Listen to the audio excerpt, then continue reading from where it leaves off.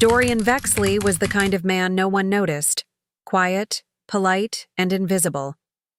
Samantha Jospehson was everything he wasn't. Brilliant, ambitious, and full of life. When their paths crossed on a rainy night in Riverbend Heights, what should have been a routine ride home turned into a nightmare that gripped an entire nation. Samantha Jospehson had always been known for her discipline, intelligence, and bright future. At 22, she was only weeks away from graduating with honors from Del Mar University, a small but prestigious college nestled in the heart of Riverbend Heights. Her acceptance into one of the nation's top law schools had been a proud moment not only for her, but also for her family and peers. That Friday night, she had every reason to celebrate. Along with her close friends, she made her way to the buzzing downtown district, filled with bars, neon lights, and the carefree energy of youth ready to escape the pressures of finals and deadlines. The night started off like any other celebration. Laughter, music, and drinks flowed freely. Samantha wasn't a heavy drinker, but the joy of the occasion made her let go just a little. She danced with her friends, shared stories, and even updated her social media with a glowing selfie captioned, "One last night out before life begins." It was supposed to be a night to remember, but none of them could have imagined that it would be the last time they saw her. Around 1:30 a.m., Samantha decided she was ready to go home. Her apartment was only a 10-minute ride away, and she was known to be cautious. She texted her roommates that she was heading back and opened the rideshare app on her phone. Within minutes, a black sedan pulled up to the curb. Surveillance. Footage from nearby cameras later showed her confidently walking toward the vehicle and getting inside. She believed it was her ride. It wasn't. The next morning, her roommates grew concerned when Samantha didn't return. Her bed was untouched, and her phone calls went unanswered. Hours passed. Calls were made. When Samantha didn't show up for her part-time job at the Student Legal Aid Office, panic began to spread. Her parents, unable to reach her, contacted the university and then the police. A missing person report was filed by early afternoon. Authorities started by tracing her digital footprint. Her rideshare history showed that no ride had officially been requested or completed that night. That meant whoever picked her up wasn't a registered driver. The chilling implication hit investigators immediately. Samantha had unknowingly entered a stranger's car. They obtained street camera footage from outside the bar district and zeroed in on the moment she got into the vehicle. It was a black sedan, its license plate partially visible, and the driver appeared to have waited in the area for several minutes before Samantha approached. The search intensified. Flyers bearing her face spread across Riverbend Heights and nearby towns. Friends. And volunteers canvassed the streets, parks, and wooded areas. Social media exploded with posts asking for any information. Candlelight vigils were held across campus as students came to grips with the idea that one of their own had simply vanished. Tips began trickling in. A clerk at a 24-hour convenience store claimed to have seen a woman matching Samantha's description, around 3 a.m., looking distressed and accompanied by a man who seemed to be leading her. Another tip came from a taxi driver who reported seeing a black sedan parked oddly along the outskirts of town, its driver appearing nervous and frequently checking the rearview mirror. Both leads were pursued, but yielded no solid answers. As the hours turned into days, hope began to fray. Investigators urged the public to remain vigilant, and the reward for information climbed. But underneath the formal statements and procedural steps, there was a growing silent fear among officers. This wasn't a simple case of someone running away or getting lost. The evidence was beginning to suggest something much darker. Someone had targeted Samantha Jospehson, and whatever their motive, they had gone to great lengths to make sure she wouldn't be found, at least not alive. As investigators pored over every lead, their focus narrowed to the black sedan captured in the grainy surveillance footage. The vehicle had no commercial rideshare stickers or identifiers. It didn't match the description of any active drivers in the area. Forensic technicians enhanced the footage and extracted a partial license plate number. That small piece of information became the first real breakthrough in the case. The license plate led them to a man named Dorian Vexley, a 29-year-old with a scattered criminal record. Most of his offenses seemed minor: loitering, false identification, trespassing, but something about his background stood out. He had been arrested 3 years earlier for pretending to be a private chauffeur. Though he wasn't convicted, he was known to frequent nightlife districts, offering rides to intoxicated women late at night. It had seemed harmless at the time, maybe just a way to hustle money.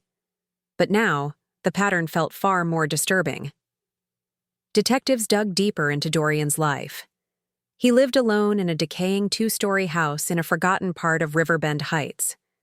Neighbors described him as odd, but mostly quiet. He didn't have a regular job, but was often seen working on his car late into the night. When police attempted to question him at his home, they found the property empty. The mailbox overflowed, lights were off, and a foul smell seeped through the cracks around the door. A warrant was obtained, and a full search of the house was conducted. Inside, investigators uncovered what could only be described as a crime scene in disguise. In the basement, they found zip ties, rolls of duct tape, latex gloves, and a plastic sheet laid across the floor. Nearby, a red-stained earring sat next to a broken phone case. The earring was quickly identified by Samantha's mother as a match to the pair her daughter wore the night she disappeared. The phone case had the same marble design as the one Samantha was seen carrying in earlier photos. Even more chilling was what they found upstairs. Journals, dozens of them, stacked neatly on dusty shelves. Each one was filled with handwritten entries, some in disturbing detail, about women Dorian had followed, watched, or attempted to approach. The language was cold, calculating, and obsessive.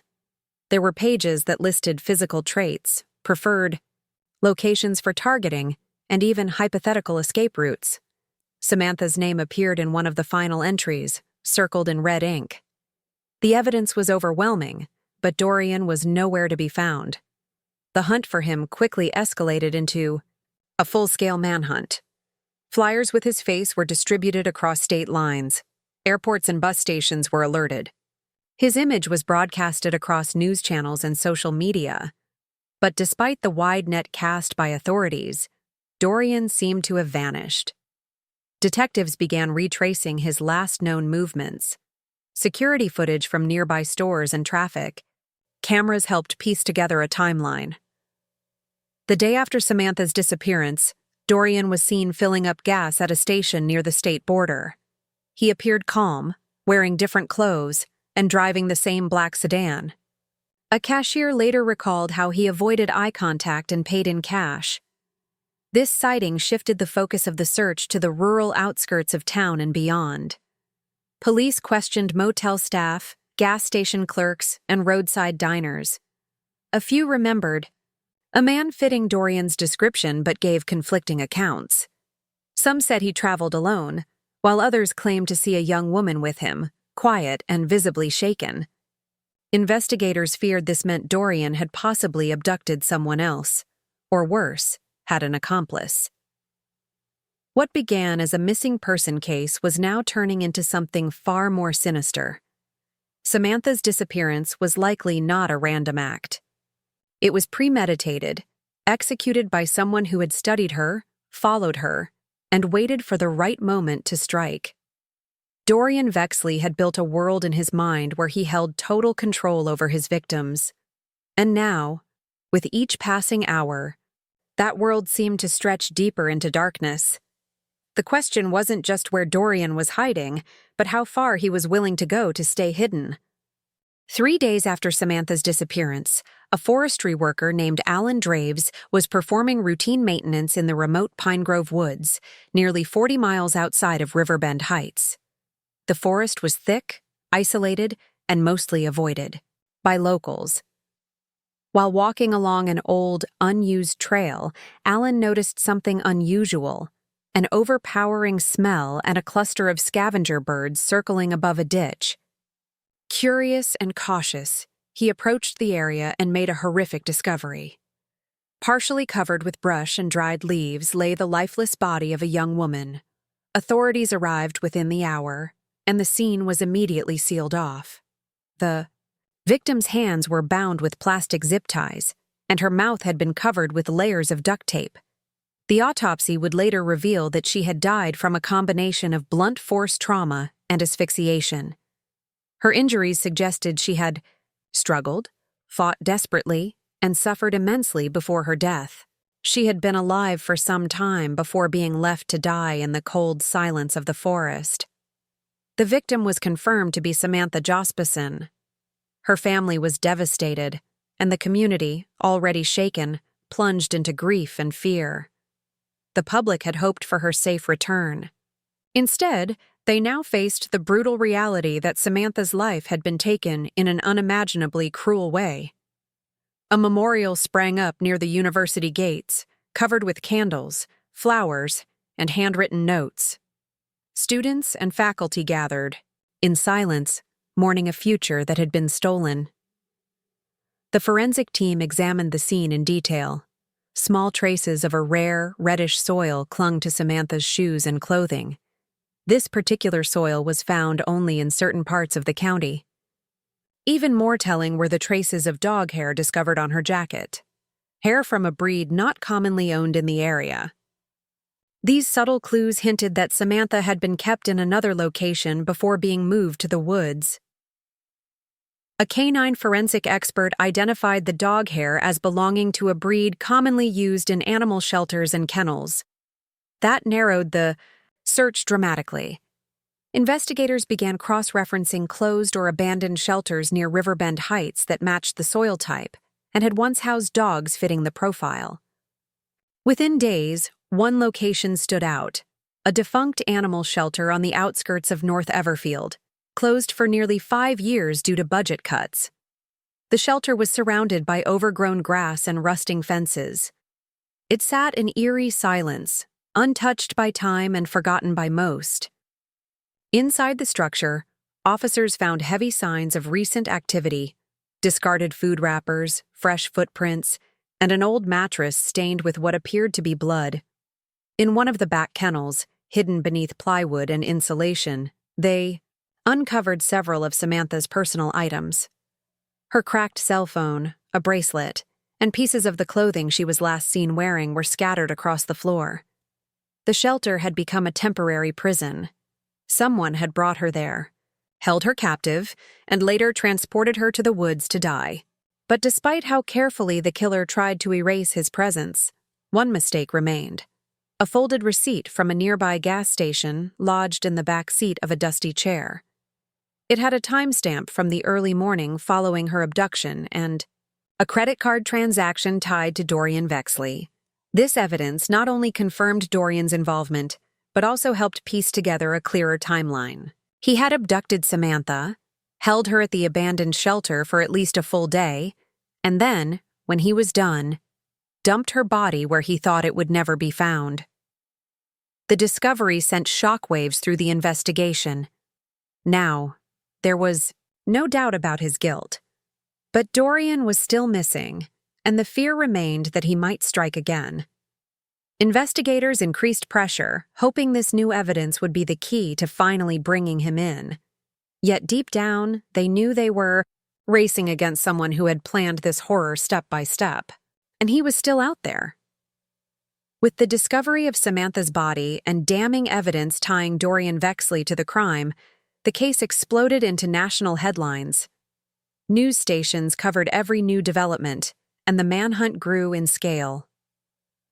Dorian's face was now recognized across the country, and the FBI officially joined the investigation. But even with the media pressure and increased resources, he remained elusive, managing to slip through every netcast in his direction. Investigators returned to Dorian's known associates and places he had visited in the weeks leading up to Samantha's disappearance. One such lead came from a mechanic named Trevor Lang, who remembered servicing Dorian's black sedan just days before the incident. Trevor recalled how paranoid Dorian seemed, asking whether the car could be wiped clean of anything suspicious. At the time, it seemed like a strange comment. Now it felt like a confession. Based on Trevor's memory and the car's VIN, police finally located the vehicle, abandoned in an empty warehouse 40 minutes south of North Everfield. The car was stripped of plates and had its interior doused in bleach, but forensic experts still managed to recover strands of hair, traces of blood in the trunk lining, and Samantha's fingerprints on the inside of the passenger door. It confirmed that this was the vehicle she had entered that night. Inside the warehouse, detectives also found a folded map with several circled locations. Each marked site was isolated and rural: fields, abandoned buildings, service roads, and woodland trails. It looked like a list of potential dump sites or hideouts. Most of the locations were already known to authorities, but one circled spot stood out: a boarded-up travel lodge near the state line, closed for years due to flood damage. Investigators immediately dispatched a team. The lodge was cold, silent, and falling apart. Graffiti covered the walls, and debris littered the rooms. In one of the back units, police discovered evidence that someone had recently been there. A sleeping bag, food wrappers, and water bottles were neatly stacked in a corner. But what truly caught their attention was a wall covered in torn photos and articles. Most of the clippings were about women, missing persons, violent crimes, even news of Samantha's case. At the center was a black and white photo of Samantha from her university website, pinned with a knife. What this revealed was chilling. Samantha wasn't just a victim of convenience. She had been watched, studied, and deliberately chosen. Dorian's journals hinted at obsession, but this wall was confirmation that he had fixated on her long before the night she disappeared. Fingerprint analysis confirmed Dorian had been in the room. Investigators knew he was close, possibly using other similar abandoned places to hide. Then, late one night, a security guard at a closed highway rest stop spotted a man matching Dorian's description trying to fill water bottles from a spigot. The guard called it in, and within minutes, state troopers arrived. Dorian fled into the dense woods nearby, triggering a chase that lasted through the night. Search teams flooded the area, using drones, dogs, and thermal cameras. For 16 hours, the forest was combed inch by inch. At dawn, Dorian was found hiding inside a drainage pipe near a creek, soaked, exhausted, and covered in scratches. He was arrested without a struggle. At headquarters, investigators laid out the evidence. Dorian said nothing. He showed no emotion, no regret. His eyes were hollow, his demeanor empty. When asked about Samantha, he remained silent, choosing to stare at the wall instead. It was as though he had already retreated into his own dark world, one he had carefully built over years and was now collapsing in on itself. The arrest brought a wave of relief, but it didn't erase the horror of what had been done.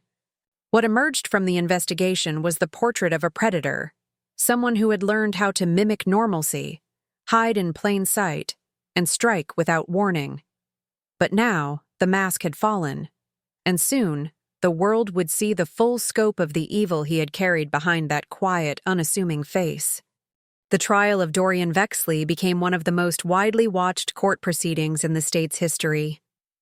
People lined up outside the courthouse hoping for a seat inside the courtroom, and media vans crowded the parking lot, broadcasting live updates.